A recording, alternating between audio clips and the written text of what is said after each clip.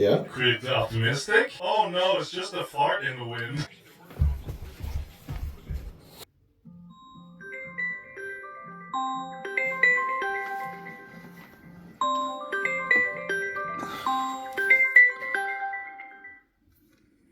Hello? Your reviews on Critically Optimistic were so subpar that they killed my grandma. I hope you're happy, you dork.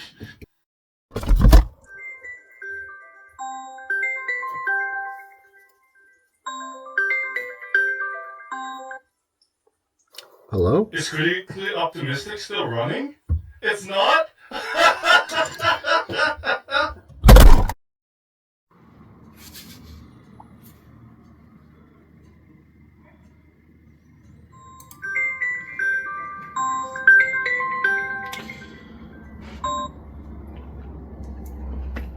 Hello, Janko? You gotta stop calling me. Could we bring back Critically Optimistic? Is that what this is about? Of course we can bring it back.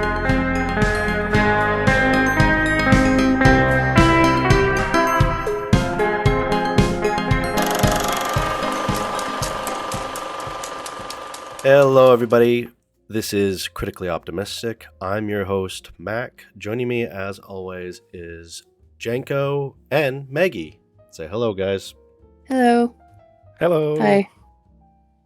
Oh yeah, and we're on camera now. Hello.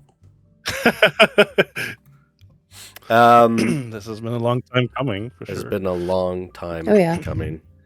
Approximately, as Janko has pointed out, 2 years. That's true. Yeah. Today we have a pretty interesting episode for you. We decided that we're coming back from the dead, so why not make it about reincarnation? And then we decided, screw that.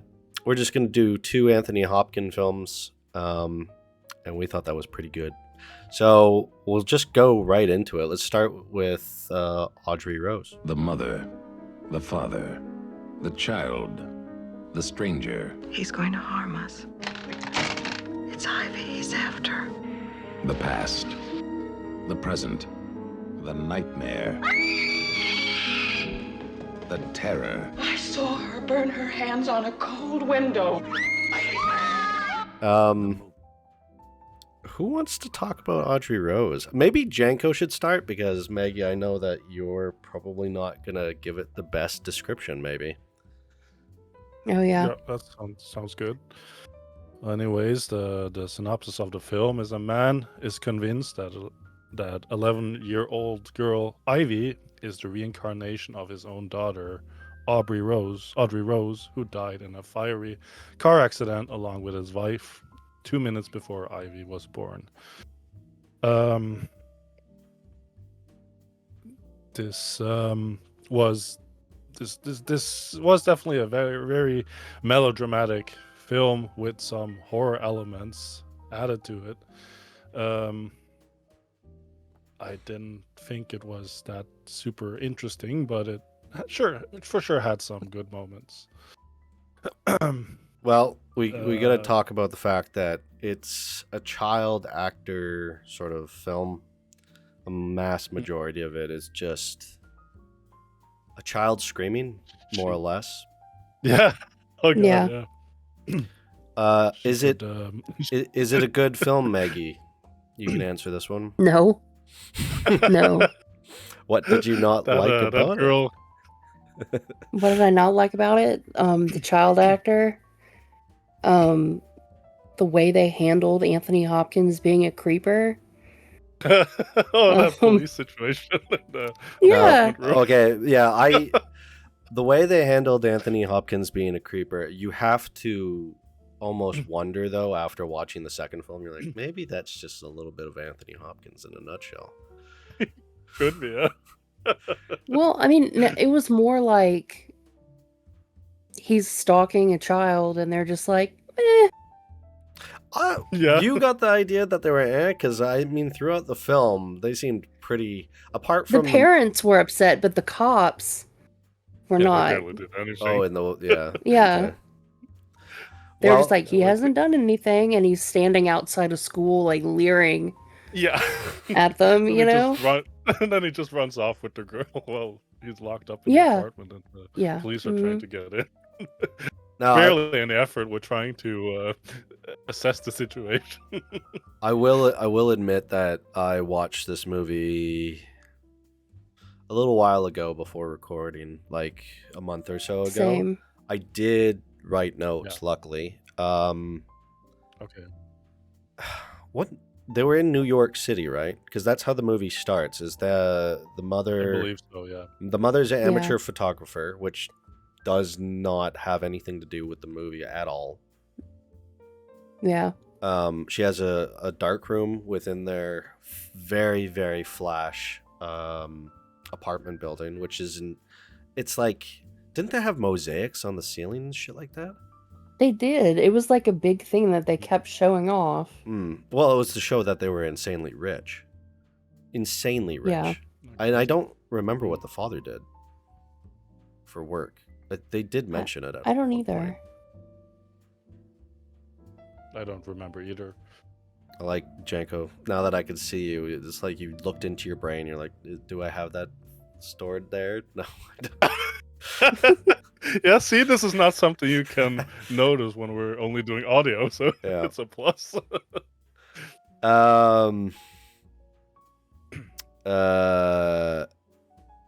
Yeah, so it starts off with them at the park, and the father notices kind of a little bit that someone is stalking them, not thinking too much of it, but he's kind of like, oh, I got to be aware of this. And then I think first the daughter has a nightmare in the apartment, and then that's when you start to understand that, oh, there might be something else at play here. I did wonder though, because in that scene specifically, the daughter is like violently screaming, and the mother's just downstairs like reading a book. She's like, oh.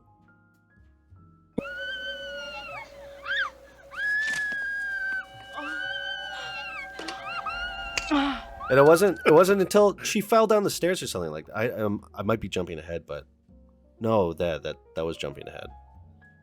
Either way, yeah, Audrey Rose was not the most fascinating film at all. I did not think that Anthony Hopkins is so much a creep as opposed to the movie we have paired with this, but I don't know. Yeah. Well, he did try to reason with them, I guess. A lot. He did try to reason with them, and he tried to be like, here's my The whole credentials. What were you going to say, Megan? Yeah. Well, the whole second half of the movie is just that court case where he's like, oh, yeah, it's the reincarnated version of my daughter. Yeah. And that actually went to court.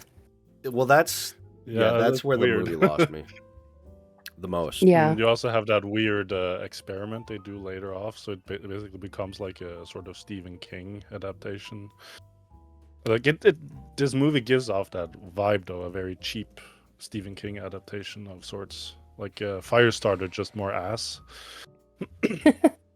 I would say the father pissed me off more than Anthony Hopkins did throughout the film, if I'm being honest. The mother was fine. The daughter is just annoying. Like, I don't know if it was her fault as an actor, but all she did was scream. And I mean, I guess that's what the movie called for, but it's just like, this is so... It was so just... Grating. That girl could take a run for the money for that kid and the Babadook. Oh, I was just thinking that.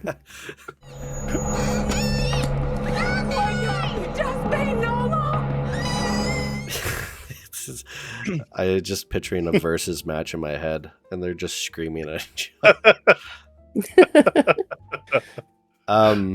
Well, we should mention that this movie was directed by Robert Wise. He's capable of making good films because he's made The Sound of Music. So, what's interesting though is seems to be his only. Well, no, wait, he did do The Haunting. Just seems like a very interesting for someone who's made a lot of different films to go over to horror. Well, he's done other Um, horror films as well too. Yeah. I guess he also did The Day the Earth Stood Still. That's somewhat, well, sci-fi, but also horror. Well, and you got to remember the most important one, which is the Body Snatcher. So that's a good one. Oh, he did that not one too, not yeah. Invasion of the Body Snatchers, but the Body Snatcher. Mhm. Um, Yeah. Oh, he also did the Cat People sequel. All right, so I guess he did some horror. And I don't. Yeah. I guess for the time, like this movie was made in 1977, so you Seems could, very late in his career. and you could say it is horror, but I don't like. I don't consider it horror. No, psychological I wouldn't thriller. either. It's more of a drama. Yeah, that's actually the best description. This is just a drama. Yeah. I will. Okay, so we've established a little bits of the movie here and there. I don't know if you guys want to talk about scenes at all, but there's one scene in particular I do want to talk about, which is Anthony Hopkins. So, for anyone listening, the Anthony Hopkins is trying to convince let me get their names really quick here. Trying to get the Templetons. That's right. I remember the Temple. Well, and also Letterboxd told me the Templetons. They kept pushing away the idea that their daughter was the reincarnation of Anthony Hopkins' character's dead daughter. But the mother was like, maybe, just because she would have fits in the middle of the night, and instead of being a terrible parent, he would kind of calm her down. They made more of a case for it in the movie, like saying, I don't know, what did all he did was be like, oh, it's dad. Come to dad. And the dad, Yeah. the real dad's just like, I'm just going to fucking smack her if she comes near me. That's my solution. And Anthony Hopkins is like, well, no, I'm going to hug her because that's probably going to help instead of just beating the child. So I don't know. Maybe she Yeah. wasn't the reincarnation. Who knows? Yeah. I mean, it would be an interesting twist on it that he was just nuts and that it actually wasn't true at all. It probably would have made the movie better. Yeah, maybe. It would have made the movie better. I think there's a lot of things that would have made Because- this movie better. The very end of but- the movie, I have a lot of issues with. Oh, well, we'll get to that. So the scene I was going to talk about Yeah. is the mother, not reluctantly, the mother eventually, the father reluctantly, comes to the idea that maybe this is reincarnation. And then the father is doing whatever job that we can't remember he did late at night. And she has a huge fit. She like falls down the stairs or something like that and then destroys the living room. Something like that. They're rich. Who gives a shit? But she calls Anthony Hopkins and is like, I don't know what to do. Please help me. And Anthony Hopkins, throughout the whole movie, is like, 100%, I'm here. I'm going to help you. He gets in there, and they're outside of the apartment. He goes in first, turns around, shuts the door, locks it. It's like, why would you blow all your credibility in 2 seconds? You finally got them to a point where it's like, I think I could trust this man. Maybe there's something here. And you're just like, oh no, okay, I'm going to lock the door.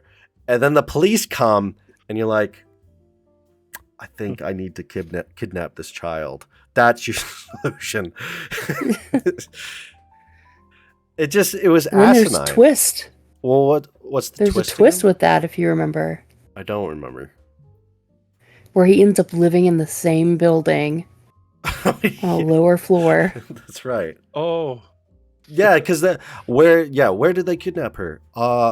He bought a place just down the hall, and then they're like, oh, well, that's probably not very good.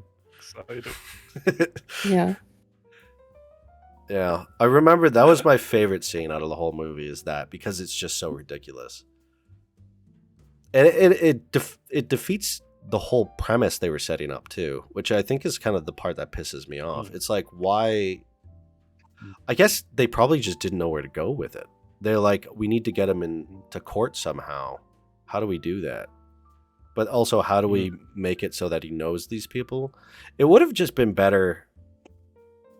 It would have been better. You know what would have been better is if he kept trying to kidnap the daughter, knowing like no one would believe him. So he's just trying, and there's so many attempts. The police get called, but they're like, you have no evidence that this is happening. And it becomes somewhat of a drama, psychological, more of a, what do they call it? This is the other thing too. I've been so out of touch with the film stuff. What do they call it? Like the depression-gasm films? You know? What is that called? Am I being crazy here? I'm not sure. It's those movies that are just so depressing. You know, it's just depression after depression, bad thing after bad thing.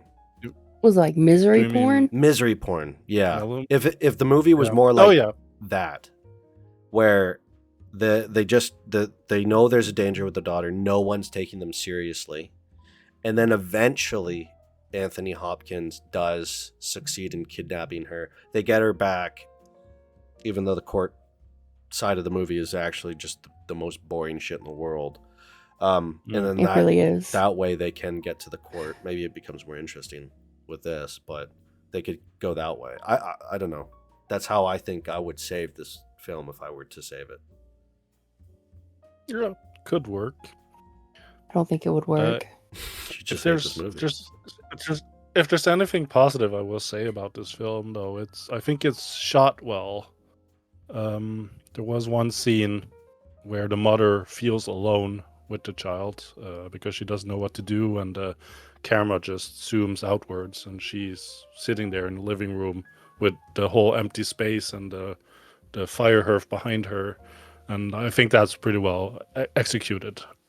Yeah, that shows how the mood for the scene, I guess. I felt the same way too. I've noticed this with movies that do this, is any movie that has a character that is into photography is always has decent cinematography. Just like a weird, you know what I mean? Yeah, interesting. Yeah, absolutely. Yeah, it's the same with Blow Up. Yeah, it is. Well, I mean, Blow Up. We shouldn't be comparing Blow Up to this because Blow Up's a lot. No, of course not. Yeah, but I think, and I will say this: the apartment that they rented out, or maybe it was a set. It was probably a set. But either way, it was really good looking. But I didn't really want to spend all my time there as a film. Wasn't exactly understandable. Yeah. Mm-hmm. And also Anthony Hopkins' whole thing. Okay, well, actually, before we move on to the court, let's just talk about Anthony Hopkins. So, Maggie, you thought he was a creep. Janko, what did you think? I thought his acting was good. He was maybe the only good thing I thought of the movie. But it went on a bit too much that at the end I got a bit disinterested about it and a bit bored with it. But he played it good enough, I guess. Did you want to explain yourself more, Maggie, about like how you? Well, I mean, I found him a kind of a creep, but also a lot of the things that they did in the movie I just found really stupid. Like, at first when you see him, he has like a giant beard. Yeah. Like, who's he trying to hide from if they don't know who he is? And then he all of a sudden like has no beard and he's like, "This is who I am." Yeah, that is weird. I didn't think of that. Yeah, it's like weird little choices like that just make no sense. And then, like you said, the whole part of him blocking them out of the apartment and kidnapping her after he tries to build up this rapport of like trust. It just felt like they were just throwing whatever, trying to make it, I guess, more interesting. And it just didn't work at any turn. Yeah. Yeah. No, yeah, I agree with you on that. So, I guess more or less we're saying that Anthony Hopkins was not utilized correctly. Like the director just No, not at all. know what to do. I would agree there too. Though I am finding after watching young Anthony Hopkins, we should mention that these are very early Anthony Hopkins films. Yeah. Maybe he was just weird, just a weird guy. I mean, it could be that way. Like maybe he had like a sort of weird '70s thing going with movies. Well, he was in A Bridge Too Far, and he's a bit weird there, but not too weird. Hmm. Should we talk about the girl some more? Apart from the screaming, I don't really. I don't remember too much, unfortunately. Yeah, I don't either. I just remember the screaming. I remember the screaming, but I do remember that her voice bothered me a lot. Mm. I don't know if I It wrote sounded it. like a fake child voice. I'm looking at my notes here, so I don't know if you guys want to hear some of the notes just out of context, but I wrote the dinner Mhm. scene is made boring by the rich family not moving, like they reused the same shot, which now that I read my thing, I remember exactly during the Anthony Hopkins dinner. I swear to God, they only got one good shot of the family and that just kept using it. Like Anthony Hopkins would be talking like this, and they were just like this. And they didn't move.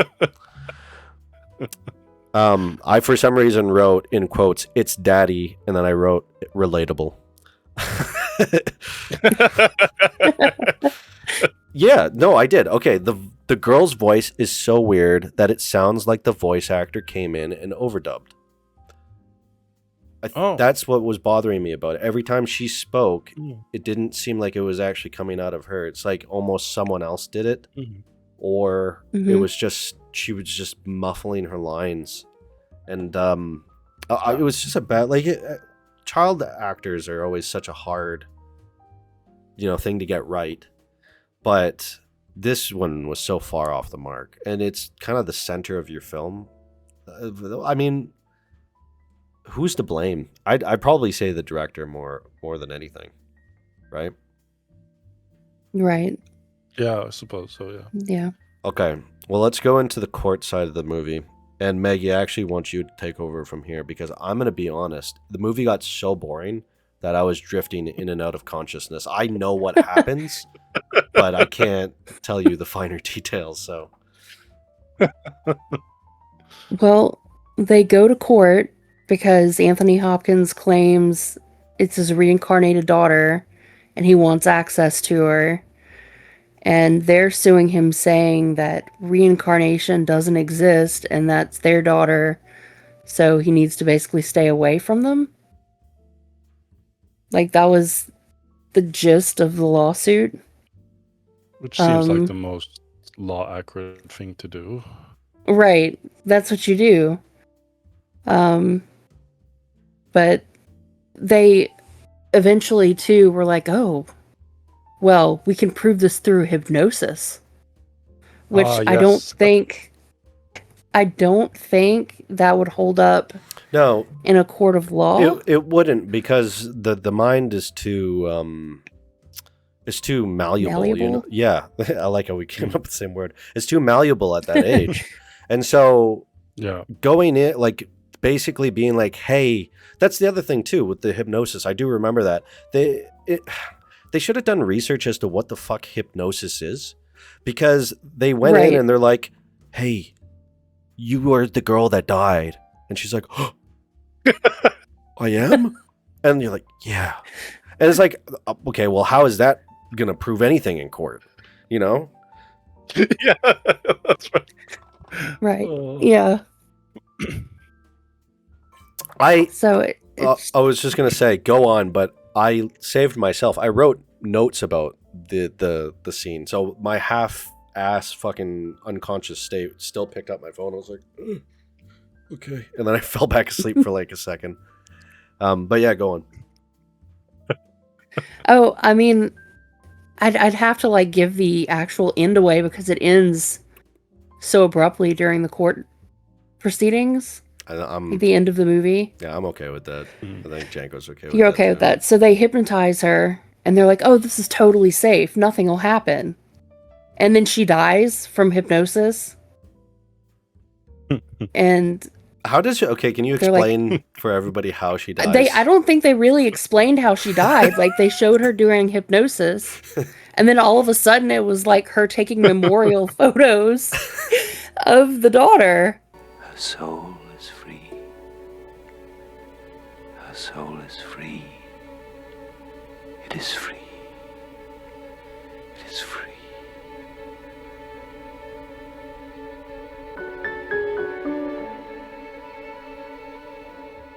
Yeah, you're that. Okay, that's And, probably why like- my brain is not remember. Like I remembered she died, but I couldn't remember how it happened. Mhm. But you're right. That is what happened. It was just like her spazzing out on the chair, and then they were at a funeral.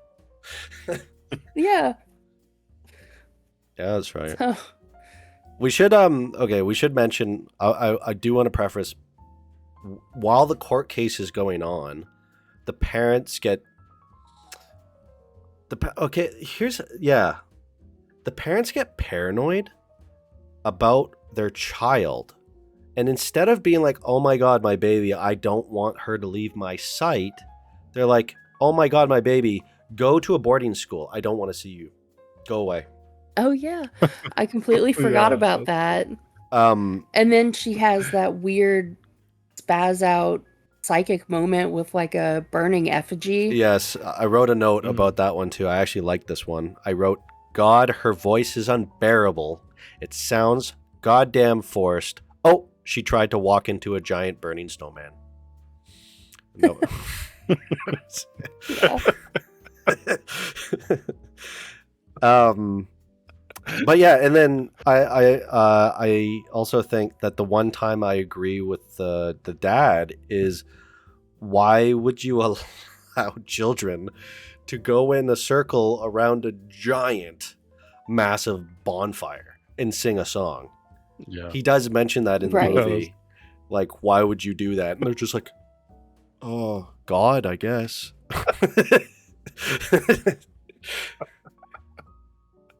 Oh, God damn it. Mother did. She's wrong. What do you build fires for anyway? What kind of business is that in a convent? We send our children to you for peace and protection, and you build fires. That's pretty good. But yeah, that's I don't think there's anything. Oh, I wrote a note and it made me really excited. The lawyer that represented Anthony Hopkins. Every time I looked at him, I had to go, "Is that Adam Driver?"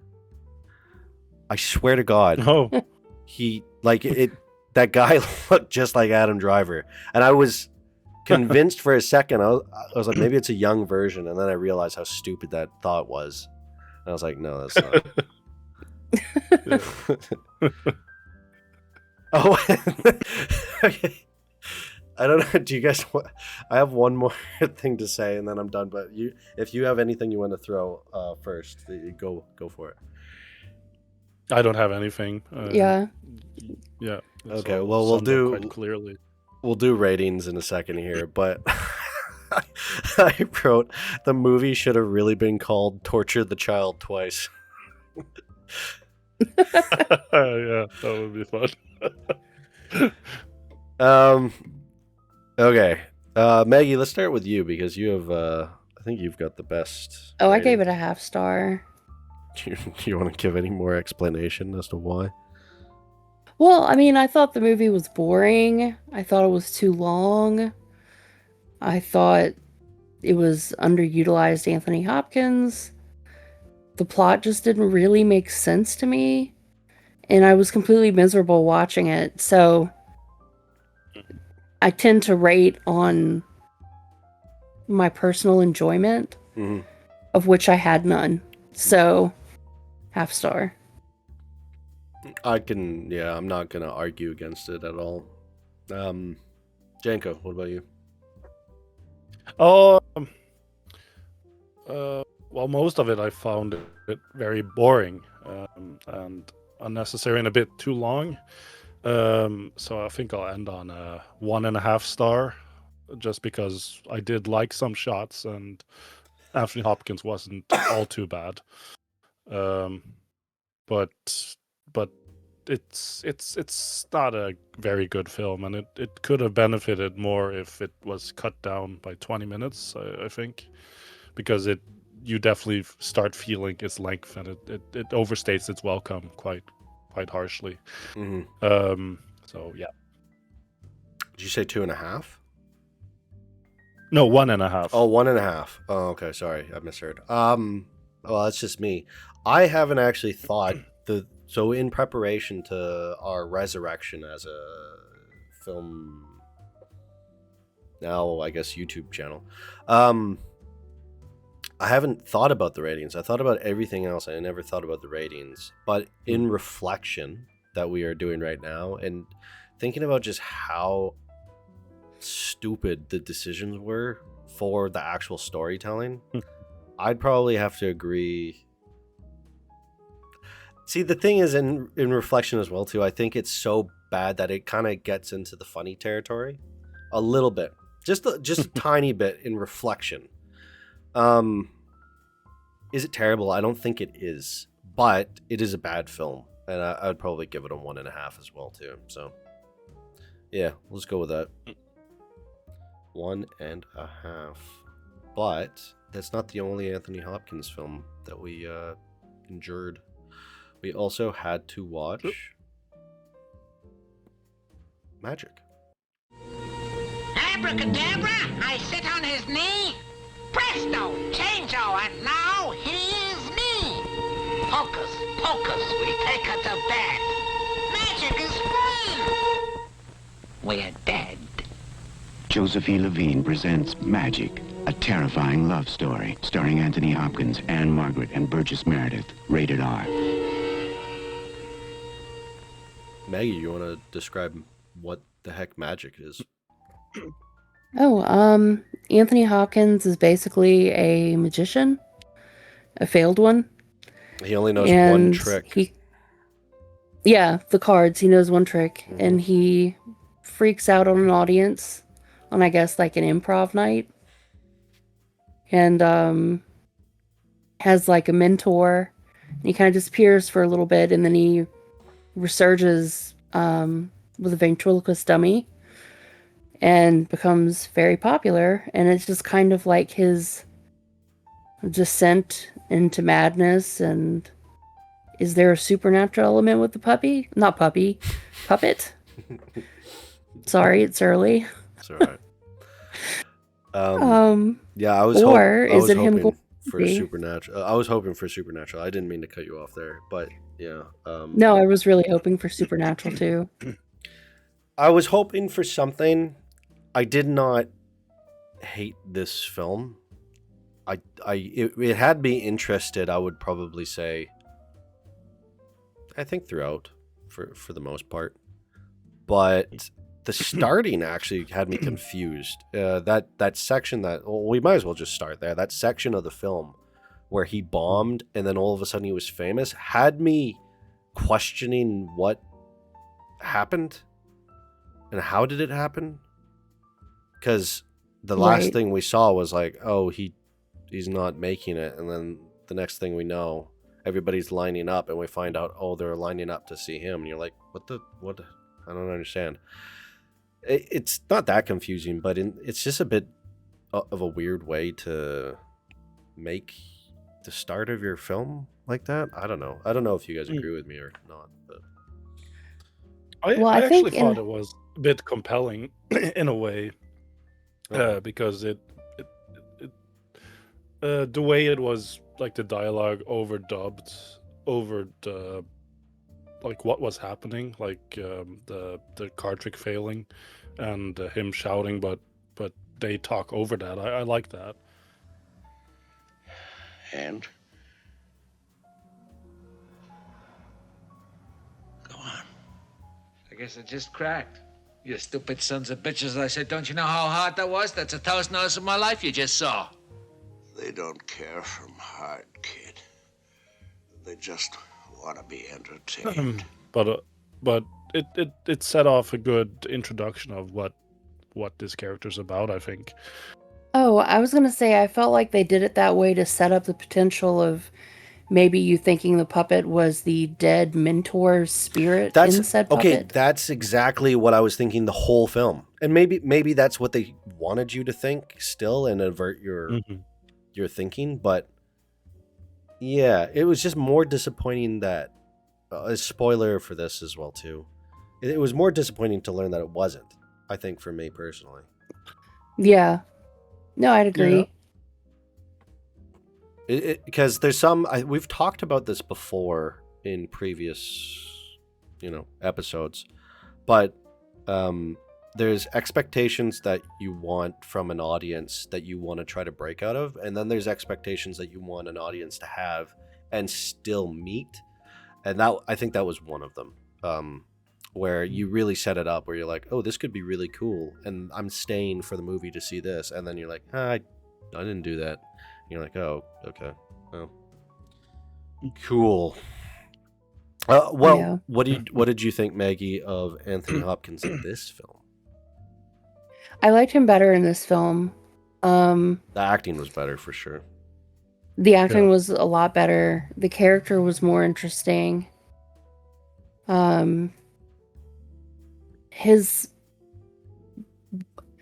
want to know if, and I know this is probably stupid, but if they made him learn how to throw his voice for ventriloquism, or if most of it was just like overdub voiceover. I think a lot of it was voiceover, but I can't see. I actually oddly looked at some things about the making of this film, and that didn't come up. But I know that he did get a bit obsessed with the puppet. Surprise, surprise! While they were filming it, so I really do think that he did learn how to do ventriloquism. So it wouldn't surprise me if some of those scenes were him actually doing it. And I didn't. Oh, go on, Janko. No, I was just gonna say I did notice myself looking at his mouth while he was talking as the puppet to see if he actually did the lip movements. Yeah, I would watch him too. I did see some scenes where it did look like he was actually doing if he was doing it, he actually did it really well. But there were some scenes that he was doing it, and I was thinking, okay, he's either really doing it or he's just kind of making a little bit of facial muscle twitches to make it seem like he's doing it. I don't know. Mm-hmm. Either way, I like how we just got into the puppet aspect of this right away. And then the puppet looks exactly like him. Yeah. Was a little off-putting. We should talk about the puppet as a whole, because like Maggie said, the movie starts off, he's got a magic mentor, and the magic mentor is like, how did you do at open mic night? He's like, I did amazing. And then the guy's like, don't fucking lie to me. Don't lie to me. You did shit. And he's like, I was not good. And then it cuts to him being famous. And the reason he's famous is he's got this ventriloquist dummy called Fats. For some reason. Yeah. It's not the ventriloquist is not fat. I don't know. That's just what they call it. That's a good question. But I do want to talk about the dummy as well, because I don't know about you guys, but that ventriloquist dummy is massive, I think, in terms of it was huge. Yeah, it's really big. It's really, really big. Kind of scary. I like it. I thought it was really cool. I still think it's really cool. I don't know if you guys wanted to say anything about it, but I think it looks cool too. I don't have anything else to add on the otherwise outlook of the puppet. I think the movie did that quite well with the props and stuff. It did look quite good. Yeah. Well, The puppet looked nice. mhm. The movie basically continues. So to put you guys in a more perspective, the movie continues. He's kind of famous. You get to see a little bit of his act, and then his agent. Can't remember the name of his agent. I thought those scenes were really good too. He called his agent played by Burgess Meredith. He called him Gangrene. His name was Ben Green, I think. Oh yeah, that's right. Okay. And it was played by. I feel like I just knew who he was. Burgess Meredith. That's it. Oh yeah, you just said it. Sorry, Janko. Jesus. Yeah. That's okay. He's the guy in all those Rocky films. But I really liked those scenes with them two together. Were really good, dialogue scenes, and I like the paranoia that Anthony Hopkins outshowed in those moments, because the agent obviously wants him to get tested so that get like a mental health check, and obviously Anthony Hopkins refuses. Yeah, well, he didn't know that at first. He just wanted to get a general health test, and then Anthony Hopkins was like, "I'm not doing that," and then he's like, "Well, I don't understand without why." a principle. Yeah. Yeah. Which is my first gripe with the film, actually, and I'm kind of glad that you mentioned it, Janko, because he has a foresight that there's something wrong with him, but okay, so he refuses, and then he kind of takes off into the woods with a taxi, but before that he makes stops along the way, showing his past. The weird thing is, I don't know if the past is trying to say why he's like this, but it still didn't really indicate to me as to why. And if anything, it still made me think, okay, there's a supernatural element happening here. I don't know if you got that, man. Right. Yeah. Yeah, there was the graveyard, and there was his old house. What other places did he go to? Who died, Remembering though? high school. Do you guys remember who died in... Because I think it was his brother. Because I was looking at that scene because it was confusing to me. Because you saw the father was playing with his son, and he was whittling as a kid away on the step, and his mother was there, I think. And then the next scene, I remember thinking to myself, okay, well, who's missing here? Whose funeral is this? And then I think the only person that was missing was his brother. Which made me still kind of think like, okay, is this his brother that's helping him or something like that? But I don't... How is that what made you fucked up? I don't understand. Like, that's the part that gets me. It's like it's like the movie was trying to be like, oh, okay, here's something that makes sense for the character development, but really you're just like, I don't... Is it? Did this... Like, you're just saying that the character has the same baggage as almost like literally everybody in the world. I don't really understand. Yeah. That I'd probably say almost that's my biggest gripe with this film is that, because it doesn't really pay off at all. No, it doesn't. It shows he's going down memory lane, but it acts like it's more than that, and that's the part that pisses me off. Yeah. I don't know. It's just something I thought I'd bring up, but yeah. Yeah, good point. Yeah. So he heads down and he goes to a hotel that is very secluded. It's on a lake, and his old high school crush, his parents own the hotel, and when he got there he wasn't expecting her to be running it, and for some reason they both, which is really weird, it's kind of like it almost goes on the territory of like a romantic comedy, but he gets in his room, he's like, oh man, she doesn't remember me, and then it cuts to the next scene, she's like, oh, he doesn't remember me. You're just like, yeah. All right. Yeah, that was a bit ridiculous. Yeah, that was pretty goofy. But he talks to Fats. The best stuff in this film is just his conversation with Fats. Yeah. Yeah, I do like that. My favorite scene is probably when the Burgess Meredith character comes to the hotel and to like check on him one last time, and then he says like, "I dare you to go without Fats for 5 minutes." Oh yeah, well that's getting near the end, but yeah, that is. I would actually put it as the best scene in the movie. Yeah, I I'd agree, agree with yeah. that. You're a good kid, Corky.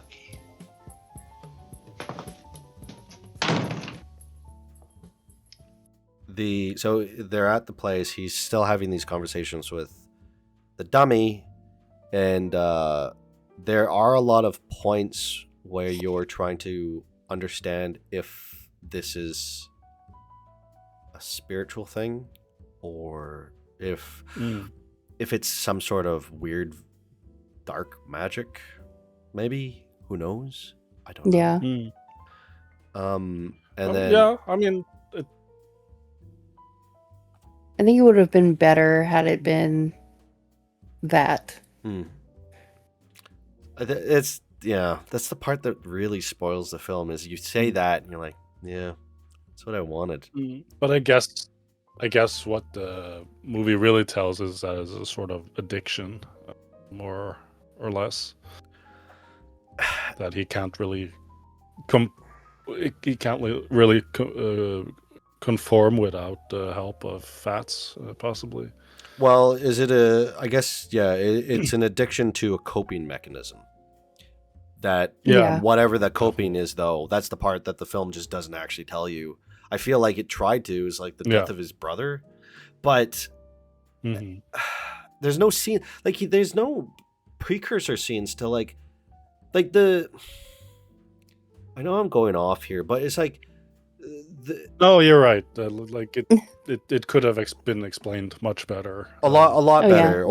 Yeah. Or like his brother could have been the master magician, and he was trying to follow in his footsteps, and his brother got cancer. Yeah. It's just like there's so many things you could have done with it. It just doesn't really make sense. It's like, why are you this way, or have you always been this way? I don't know. I guess it doesn't really matter, but it feels like if that's the route you're going and you're not going the supernatural way, you probably should have done this a little bit differently. I don't know. Didn't you say this film was getting remade, or it did get remade? Yeah, it's getting remade. Sam Raimi is actually producing it. Oh, Oh, really? Interesting. Yeah. Well, I'm actually excited for that a lot, because I feel like Sam Raimi is just going to take everything and be like, okay, well, here's the better one. Here's the better version. I'm looking something up in relevance to this conversation, but you guys can keep saying something. I do have something to bring up. Oh, I know one thing that made me laugh pretty hard in the movie. Anthony Hopkins talking to the Peggy's character, talking about her husband. I think he referred to him as like James Dean or Elvis, or it was some like sex symbol that he referred to him as. Yeah. And then when you see him, it's Ed Lauder, and he looks like Ed Lauder looks, and you're just like, oh, was that like a joke, or? Tell me, does he still look like James Dean?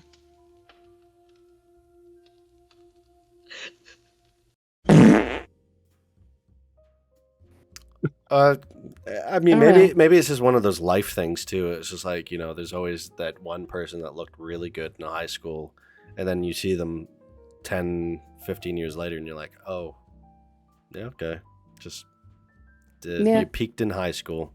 It might have just been one of those you peaked in high school jokes sort of things. But the reveal made me laugh because they set him up to be handsome. Not to mention, he was a bit of a cuck. I'm not. Like, it's not a word that I say a lot, but he was big. Like, they made him out the whole movie. He's like, my husband kills things for a living. He goes out into the woods. I never see him. And you're like, oh shit, when he comes back, he's dead. And then he's just like, did you sleep with my wife? And Anthony Hopkins is like, maybe. And he's like, Well, I'm gonna just fish then, I guess. One thing I wanted to bring up with maybe just Janko. I don't know, Maggie, and I'm both of you, but I don't know if anyone else is gonna get this reference, Maggie. But is this movie the key component to the Batman villain, the ventriloquist? Oh yeah, I was thinking the exact same thing. Yeah, it's definitely. I do think this was the inspiration for the ventriloquist and It has to be. Scarface, the doll. Yeah, it has to Yeah. be. It doesn't like that's if you told me that this was the origin story, someone made a movie of the origin story of that Batman villain, and this was it, I would probably be like, "Oh yeah, okay, cool. I see it." Yeah. Yeah, absolutely. I see it too. I kept thinking that the whole film, and I think it actually made me enjoy the film a bit more, just because I always thought that was an underrated Batman villain, and this was really cool to see like more of a. And the movie has nothing to do with Batman, but it's just I just thought of that. Yeah, no, that's a good point. I mean, it's Maggie, do you have any idea of never... like anything we're talking about right now? Nope, I've completely spaced. It's just there's a Batman villain who is essentially just Anthony Hopkins' character in this film. He only will communicate through a ventriloquist doll. He has no capabilities of living without having that doll with him. Oh. So, okay. Which is just this film, which is just magic in general. Oh, yeah, I can see that. Okay, well, let's get to the exciting bit. Anthony Hopkins sex scene. Go. Okay, here we go. Do you like it? No. Oh no. No. I don't really remember too much of the actual sex scene, I think. Oh, come on, Janko. Stop fucking lying to everybody. You're talking about all the time how you're the big film pervert, and you're like, well, personally, I just didn't watch the sex scene. Yeah, you're right, though. But maybe that was when I fell asleep. I don't know. But it was a very uneventful sex scene. He just kissed her a lot, and they like shimmied around each other, kind of like this. Like, oh yeah. This is what sex is. Yeah. They're rolling around in their hay without any friction or penetration. Yeah. Just do it safe. But it was so good that she was like, "I'm leaving my husband." That was the best thing I've ever had. I mean, would you take a ventriloquist loser over a fisherman, a hunter? I mean, she was pretty excited over that puppet. I was just gonna say, she'd like squeal in excitement over it. Yeah, he walks through the door with the ventriloquist doll, and she's like, "Oh my god, I'm so wet right now. This is crazy." Yeah. Yeah. Maybe that's what we should bring to parties to impress people. Bring a ventriloquist dummy. Oh, well, okay, I did say, speaking of which, this is kind of like an interesting point to say. What's her name? Anne Margaret, who played Peggy, which is the lady that Anthony Hopkins falls in love with. Also, his name is Corky. Corky falls in love with Peggy. Yeah. And the interesting note about this is the ventriloquist dummy disturbed her so much on set that she hated doing any scene with that Anthony Hopkins whatsoever. Oh. And she basically did it like one and done take. She was like, I'm not doing, like, I really don't like this. Oh. And when, I guess, actually, there was a lot of overdub in this film. So maybe this does answer your question, Maggie, about if he did do the ventriloquist voice or not. Well, I didn't think he did it the whole time, but like every now and then. She was asked to come back in after the filming to do some overdub, and apparently she just didn't flat out, like, just never responded to them. She's like, I'm not doing that. Oh, wow. Since I'm talking about some of this stuff, we might as well say as well, or I may as well say, the Anthony Hopkins, kind of like a little bit of a Heath Ledger situation, just was obsessed with the dummy specifically, to a point where he That sounds refused. like it. He refused to continue shooting unless the dummy had its own, like, acting room or whatever, the green room. Oh, wow. Oh. Huh. And people said that the dummy disturbed them a lot. And one time, Anthony Hopkins, because during roll call, Anthony Hopkins was like, "You got to put the dummy's name on there. He's basically the co-star." And they're like, "Okay." And so they did that. And one time they didn't roll call his name, and the next day they came in, and just before roll call, where the director was going to take his seat at the chair, Fats was just in there already, and everybody claimed that no one touched it. So crazy. It's I think Anthony Hopkins kind of just went a little bit nuts with the role, which kind of makes me go further into like maybe Anthony Hopkins in the 70s, just fucking a bit of a weird guy. Yeah. Yeah, it could very well be. Or maybe he is just in general a weird guy. But I would hate to think what it would have been like filming fucking Hannibal, Silence of the Lambs. Yeah. Not I'm specifically a bit confused on one scene when Corky tries to show a magic trick to the woman, and he fumbles so much. Does it imply that he's always sucked at magic, and that his only redemption was Fats? Because he gets really frustrated at that scene too, and he doesn't get the cards right, and he starts yelling at her. And but they explain that in the movie that's his. Fats explains in the movie that's his. It's the what did he call it? It's like a seduction thing. Yeah, they had a term for it. What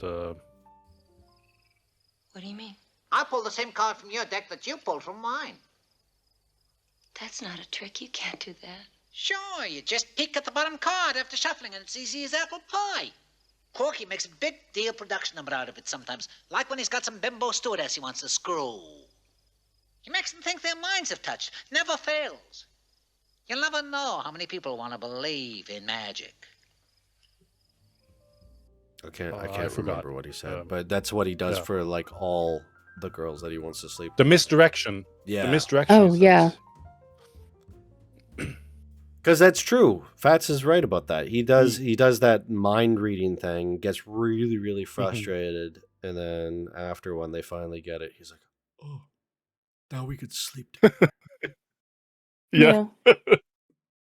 I yelled at you. You are horny now. I win. That's how it works. Yeah, we love that. Yeah. Peggy's just doing this innocent card game. I got my card here, and Anthony Hopkins is like, "No, take this seriously."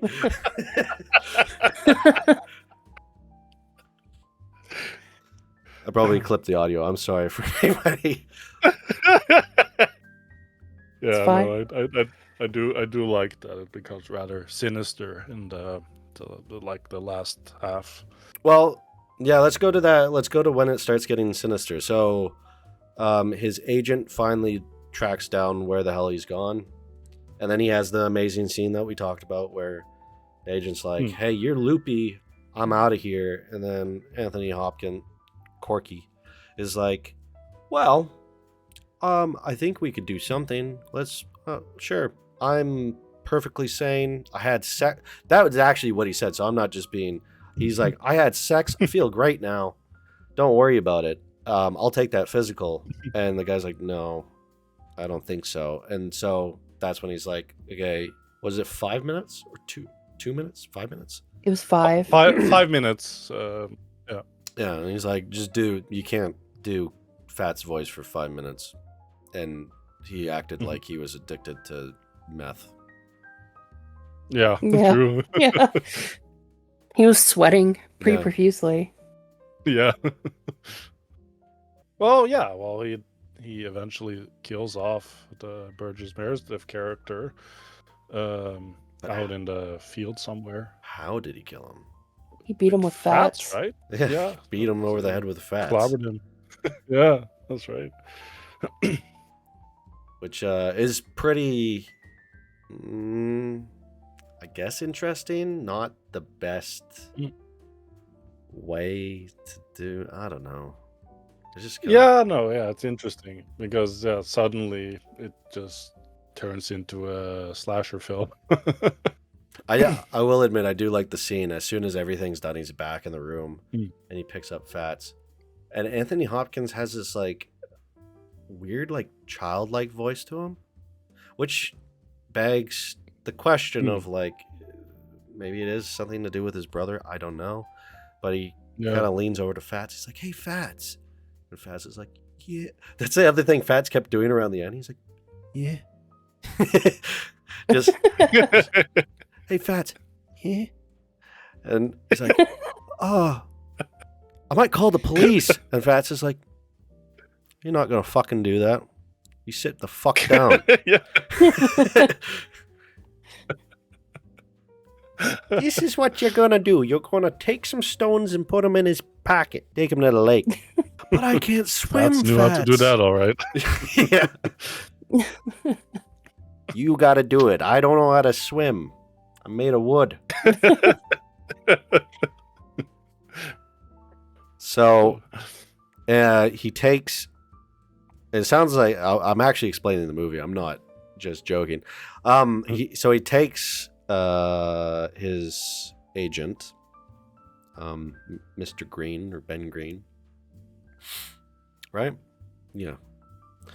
And I think that's right. They take his ID, and then in the middle of the night, he sneaks the body into the lake with a bunch of snapping turtles.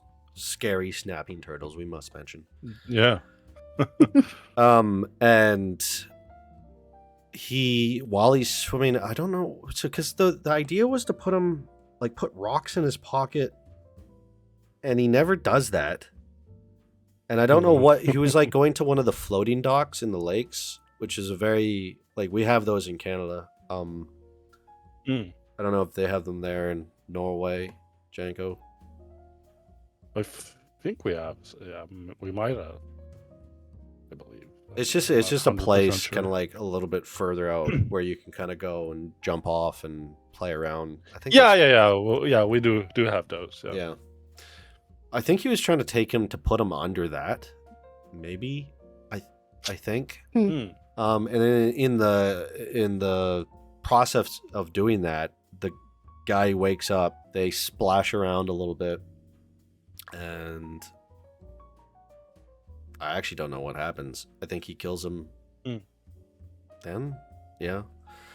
And then it's basically the next morning, and he wakes up, and Peggy comes out, and she's like, "Guess what? My husband's home." Old Duke. Old Duke. Would you mind getting unstuck? Me driving an $80,000 car is minding that a lot. I did have the thought, actually. I was like, and I'm kind of glad the film addressed this. I had the thought, I was like, oh, what about the car that he came in? And then I thought, oh, I guess they're not going to answer that. And then, sure enough, they do. Which is a payoff, because they mention his Rolls Royce early in the film, so it is something that they wanted you to think about eventually. And I was like, oh yeah, because that line about the Rolls man, something like that. Yeah. Anyways, so Duke asks his wife, "Did you sleep with him?" She's like, "No, I didn't, but I wanted to." He takes a big fit. He tells Corky, "Get in the boat. We're gonna go fishing." And he's like, okay. And so he gets in the boat. And then after he gets in the boat, that's when he says, "Did you sleep with my wife?" And Corky's like, "I might have. I don't fucking know." And then the guy's like, "Ah, shit." And then they see, and then while he's about to basically row home, he's like, "Oh, is that a body?" And he goes check, and then they get there, and then it's like Anthony Hopkins kind of doing his little kid thing. They get there, he's like, "Oh my god, we gotta call a hospital," and Anthony Hopkins is like, "Oh, sure thing, buddy, I'll go do that," and just starts running around the lake.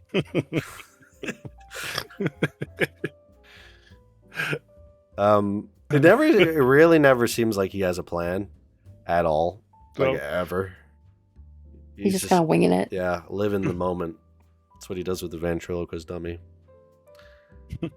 And then after that, what happens? Wait. Oh, so the big. I'm missing like the biggest part of the film. Maggie, you go. I just remembered. Oh, I was just gonna say that like they had found that Rolls before they found the body. That's right. And he made that fake phone call to his agent where he was just talking to a deadline, pretending that like, oh, it got stuck in the mud, so I had to leave it. Derp, derp, derp. And everybody's like, oh, okay. Believable. Peggy's really on board with everything he's saying. She's like, why? Mm-hmm. Why would he lie about that? And the Duke's just like, I don't know, maybe because he killed him. Maybe. Yeah. The part that I was forgetting, spoiler alert, is that eventually he kills Peggy. So we can get into that. True. Because he doesn't know what to do. He killed the husband. The agent is killed. And he's like, I don't know what to do, Fats. Like, do we get out of here? Do we do this? Oh, wait. We're missing the best. He didn't kill Peggy. Yeah, he did. Oh, no, he didn't. He didn't kill Peggy. I am getting super confused.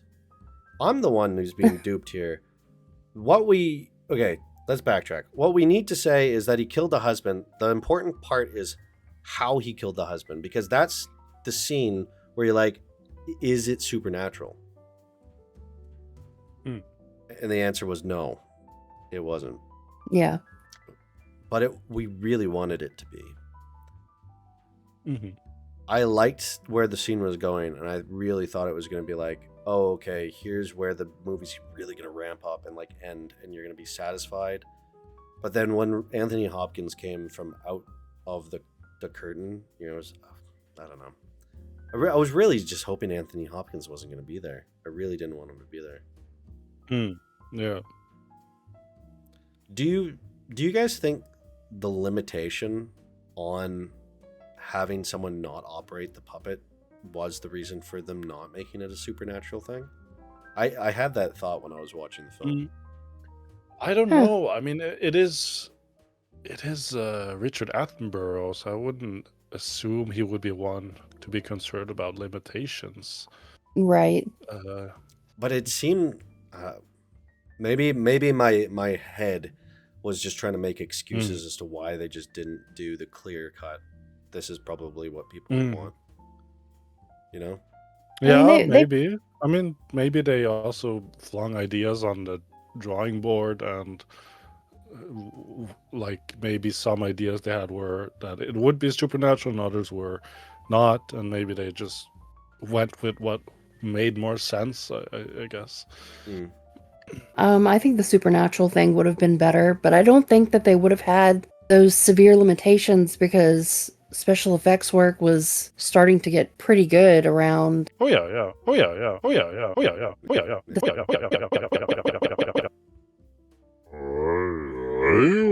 70s. I mean, what Star Wars happened? What, like 1 year before this?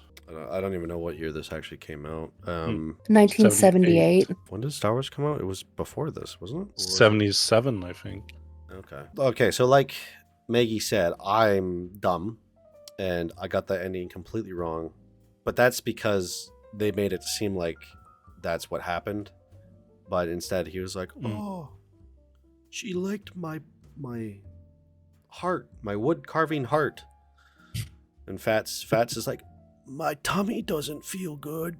Corky? and, and then he's like, yeah, it's probably because I stabbed the shit out of my real tummy. And he's like, oh, damn. And then, yeah, he dies. And that's basically the end. It ends with Peggy kind of being like, oh, I got the heart. I'm going to talk to him outside, not knowing anything. And her end line is, I didn't hear it. I did not hear what the fuck she said, and the credits started rolling. I was just like, oh, okay. Cool. So did you hear what she said in the end? I think if I recall, it was something along the lines of like, come on out, stop playing with me. Like, I feel like it was something like that because I got a laugh out of it. It's going to be I was thinking about the aftermath of everything that she has to go through after that. And I was just like, the real victim here is her. Because her husband's in the lake, too. Oh, yeah. Wouldn't that fuck you up, too? You're just like, I'm going to leave my husband for this guy who's got his head on his shoulders. He talks to me with a puppet. He says super sexist things to me through the puppet. I'm so in love with him. And then you're like, oh, he's killed himself in my guest house. My husband is missing. Yeah.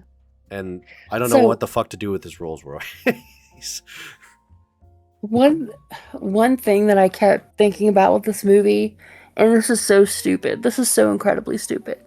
Like, my only frame of reference with ventriloquists is like Jeff Dunham. Oh, yeah. So in my head, every now and then, it would be like, if they made this now, I would just think of like Jeff Dunham, and it would make me really laugh. Could you imagine if Jeff Dunham did the remake? I mean, I'd hope he wouldn't. I hope they wouldn't do that. But like, that's the only ventriloquist I'm aware of. Are there more horror films based on ventriloquism? Well, there's Dead Silence. That one's pretty decent. There's definitely a lot more movies with ventriloquism and horror. Yeah, I would assume. The most famous ventriloquist horror thing is the Goosebumps guy, whatever his name is.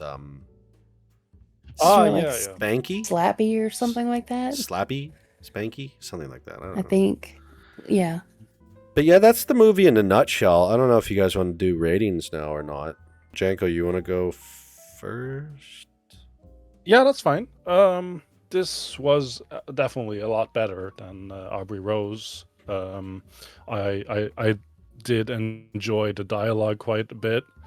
It was well directed. Burgess Meredith and both Anthony Hopkins were quite great in this. I am sitting on the fence between a 3 and a 3.5 because it does become quite a mess near the end. As we have explained before, I do agree with not enough backstory to understand what is going on. I think I'll settle on a 3. I did like it quite a bit. Okay. Maggie, what'd you get? What'd you give it? Oh, I gave it a 2.5, mostly because I was disappointed that it was not a supernatural kind of deal. Yeah. Like, that's what I was really hoping for. And then when you just kind of realize it's just him being crazy, cuckoo, it's just like, okay. So he's just a dick, really. Yeah, well, that's like you said, he just says all these like really shitty sexist things, and that's kind of just who he truly is, I suppose, is what the movie, split personality, whatever you want to call it. I guess that's technically a side of himself. Which is, I suppose if you're trying to make anything out of what the start is supposed to really mean, him freaking out on the audience was just him being Fats in that moment. Yeah. He has that sort of side of him, and he didn't know how to utilize it. And then when we really needed a scene where he discovered the dummy, or like, because they have the scene of like, they kind of have scenes later saying like, oh, he's always been into woodworking. It's just there's so many scenes at the start of this film that feels void. Like they had to really narrow it down as to like where the character structure was going. They came up with it, but they just didn't do it. Like, they didn't do it at all. And also, what does magic have to really do with this film? At all? I don't understand. Maybe because he was like a magician. But I don't know. Yeah, I would assume that's where the name would fit in. I guess so. Yeah. And they mentioned something else in the later half of the film, something about magic. I can't remember. It just didn't seem...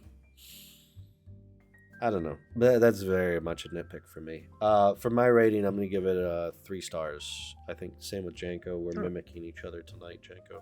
But I think 3 stars is solid. Because I like, there's, like you said, there's still things to take away. And the other part, too, is like, if it was a shitty film and you told me Sam Raimi was remaking it, and I'll just be like, I don't understand why. I don't care.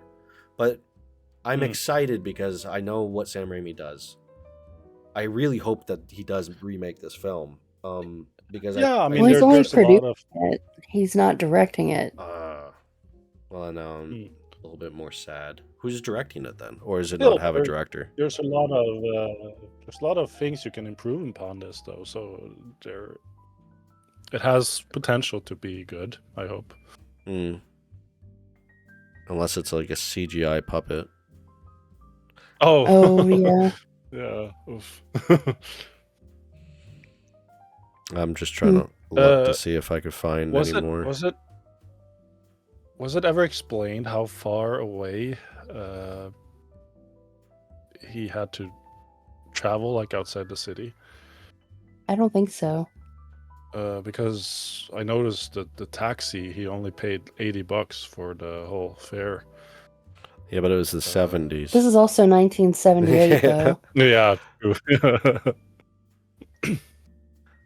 That was a pretty chill taxi driver too.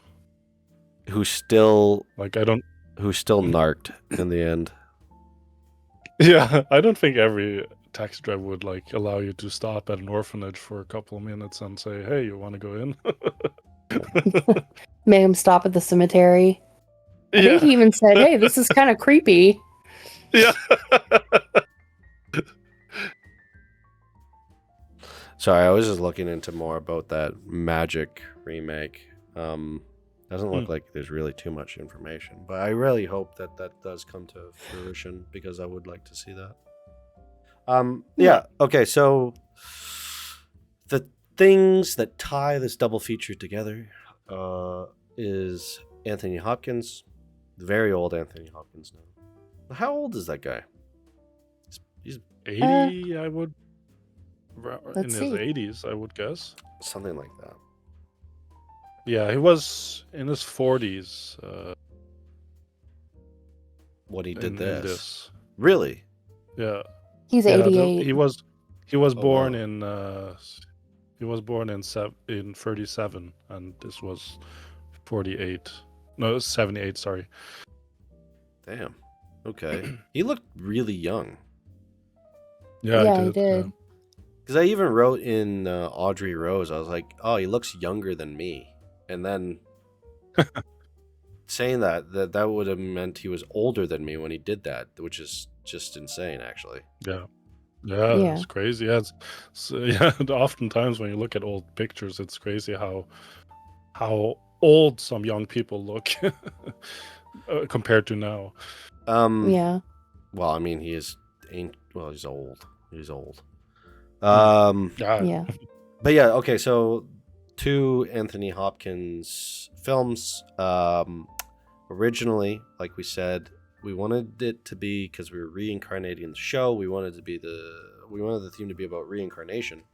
That's where the Audrey Rose came from. But it just didn't land on anything we really liked or were agreeing with. So Maggie came up with the idea to do another Anthony Hopkins film, and we thought this one maybe have something to do with that. Turns out, nah. So instead, it's just 2 Anthony Hopkins films, and he's obsessed with small sort of people. That's the catch. That's a good description. Yeah, and that's basically it. But we are going to get back to what we used to do, which is the critically masochistic.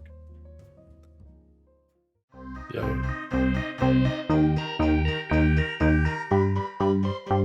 Critically masochistic. Well, we said it was Janko who was going. So I have this, for people who I guess don't know, I have this list of terrible, unredeemable movies that I have made a list of. There are a few that are sprinkled in that are like great, terrible movies.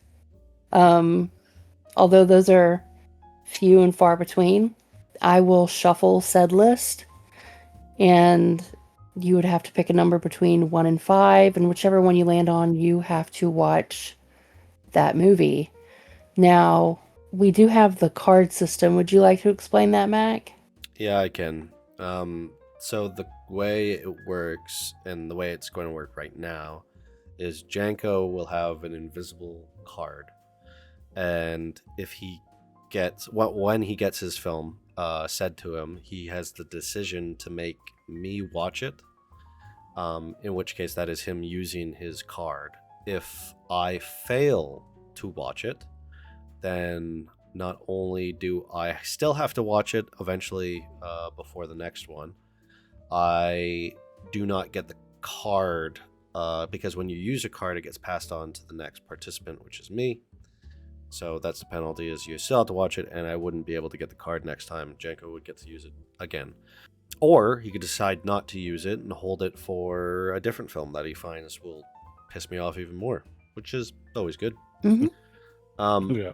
But once he uses it, and then once I do fulfill the promise of watching the film, then it gets passed on to me. So there we go. That's how that works, more or less. Yeah. Good. So I have the list shuffled. Would you like to pick a number, Janko? I'll go with number 3. Okay, this is one that I actually like, but the ratings are kind of they're all over the place. So let me make sure you haven't seen it first before I say it. We could always make him watch it again. No, you haven't seen it, and it doesn't seem like it's on your wish list either. So it's called The Dark Side of the Womb from 2017, and the description on Letterboxd is: a dwarf named Ed falls in love with a big woman named Linda. He cuts her open and climbs into her womb to be born again. That's the description. That sounds pretty interesting. Yeah. The fuck are you watching? So I actually really like this movie, and I have given it 5 stars. So to me, this is one of the gems, so to say, or at least I think it's a gem in there. And it only has 89 views on Letterboxd. So here it is. Oh, nice. Under Well, that's 100. special. Yeah. It sounds. I haven't even heard of this, so this is fun. Yeah, this is a good pick. Yeah, the other options, one of them was actually quite miserable and one of the worst movies I saw of 2025. That would have been number 4, but you picked 3, so we're close. Lucky, I guess. Yeah. Okay, well, I guess the last thing really is just, do you want to use the card or do you want to save it? I'll save it. I think I'll enjoy this one quite a bit. Thank God. It's pretty solid, though. It's a pretty solid movie. Nice. Mm-hmm. I'm going to guess I know how it ends. Oh, I'm curious. How do you think that this ends? The dwarf's name is Wee Matt. You got freaking kidding me. The actor's name is Wee Matt. If he looks like me, that will be interesting. How does it end? He does it, and she dies. You were wrong. So. Oh shit! He does it, and he finds another dimension where he is the tallest being in the world. I do like that a lot of these names sound a bit fake. Like they definitely do. Finlay Polynice. I think you and I were just doing the exact same thing. David Moneymaker. Yeah, that's a good one. You gave it 5 stars, Maggie. Yeah, I love it. I've seen it twice. Oh damn! Just use the card on Maggie. She'll watch it again.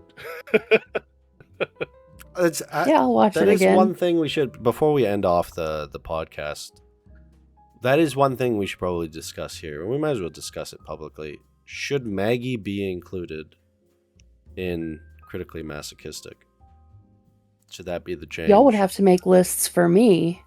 That's true, but that's not hard. Now that I think about it, it could just be regular movies, and that I know you'd probably hate. What if we swap on being the judge for critically optimistic? That we each make our own separate lists based on what we want, what we think would be potential good critically masochistic movies. It's not a bad idea. Maybe we'll have to revisit that. But, Yeah. Okay, guys. Because I'd be down to watch bad movies. But yeah. the problem with me and bad movies is I love them. So yeah. Make you watch good movies then, and hate that. Oh no. Okay, I think we said all we need to say. I love doing this again. I'm so happy to be back. Thank you both for doing this. I really appreciate it. Yeah, likewise. It's been good. Yeah, I'm excited. Bye, everybody. Love you. Bye.